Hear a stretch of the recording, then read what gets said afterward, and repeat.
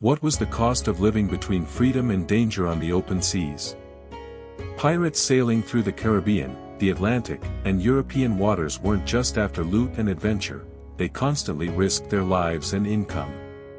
Today, on History's Ledger, we'll dive deep into a pirate's life, examining a captain's annual earnings, expenditures, social status, and potential rewards in vivid detail. Meet Edward Blackbeard, a pirate captain whose name struck fear and respect across the seas. Blackbeard's story reflects the harsh realities of life at sea, the precise distribution of spoils, and the delicate balance between risk and reward.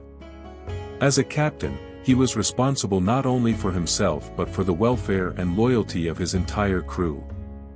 Life aboard his ship was far from easy. The quarters were cramped, food was rationed, and storms could turn a routine voyage into a life-threatening ordeal. Every day demanded vigilance. Blackbeard plotted the ship's course, managed supplies, enforced discipline, and coordinated attacks on enemy vessels. Each successful raid directly impacted his and his crew's earnings. Blackbeard was often a partner in the ship. He wasn't just the captain, he also shared a significant portion of the earnings with the ship's owner.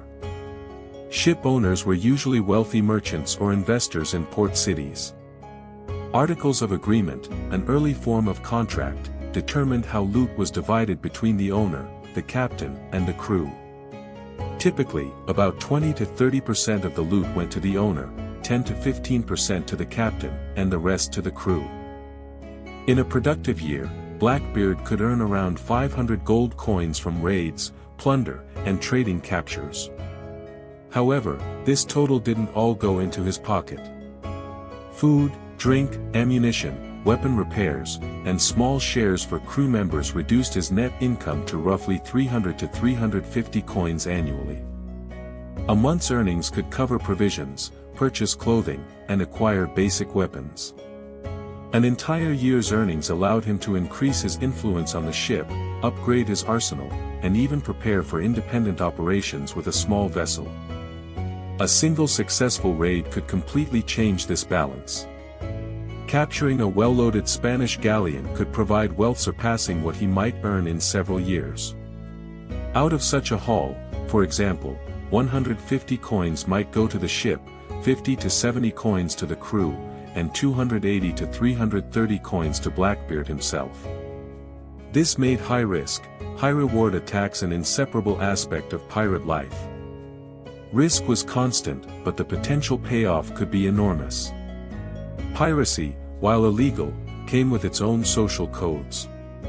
Blackbeard's reputation was his currency.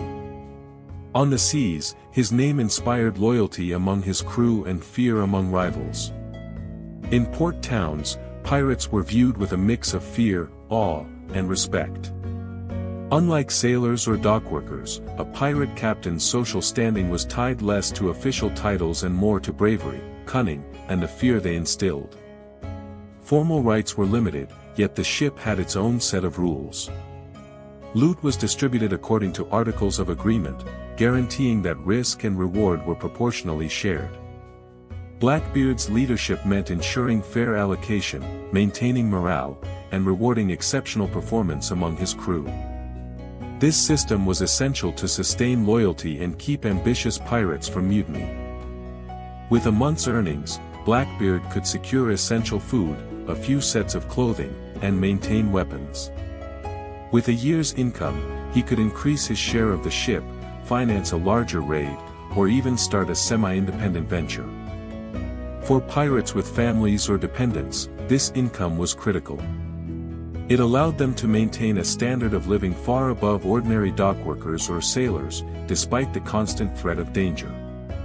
Pirates' daily lives also included pleasures and entertainment. Blackbeard and his crew enjoyed rum, wine, gambling, and small celebrations after successful raids. From a haul, for instance, 50 coins might be spent on alcohol, 30 coins on gambling and small amusements, 100 coins on weapons and ammunition maintenance, and the remaining 100 to 150 coins would be saved for the next expedition. These small rewards kept morale high and loyalty strong. Blackbeard's social standing extended beyond his ship. Port cities recognized him as a figure of power. His crew's loyalty, other pirate captains' respect, and the dread he inspired in his enemies gave him influence both on and off the water. Officially, pirates had no legal recognition, but the maritime world had its own hierarchy, and within it, Blackbeard was a formidable figure. Long-term security or retirement was rare. The ultimate reward for a pirate was the treasure acquired and the legend left behind. Some fortunate pirates hid their gains on remote islands and retired in relative peace.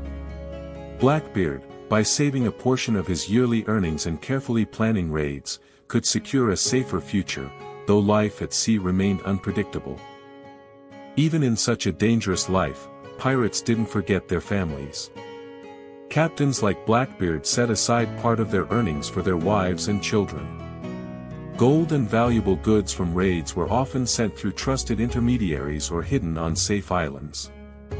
This ensured that while they faced danger at sea, their families had a secure future. Each raid was not only a source of loot and prestige but also a way to provide for loved ones back home. Daily life comparisons highlight the disparity. A dockworker earned roughly 50 to 100 coins annually, a shipwright or ordinary sailor about the same, while Blackbeard, in a successful year, netted 300 to 350 coins. Major raids could multiply this many times over. His earnings, therefore, were not merely about coins but about power, freedom, and prestige. Life aboard his ship was not just about routine and earnings. Short, intense moments defined the rhythm of life. When an enemy ship appeared on the horizon, gunners took position, sailors adjusted sails, and Blackbeard gave orders. The roar of cannons, the crew holding their breath, and split-second decisions made the line between life and death very real. In summary, Blackbeard's income represents more than monetary wealth. It encompassed freedom, respect earned through daring deeds, and the reputation forged on the high seas. A pirate's life was short, risky, but extraordinary, constantly balancing danger, reward, liberty, honor, and responsibility toward both crew and family. Which historic profession should we explore next on History's Ledger? Share your thoughts in the comments and don't forget to subscribe to our channel to discover the lives that shaped history every week.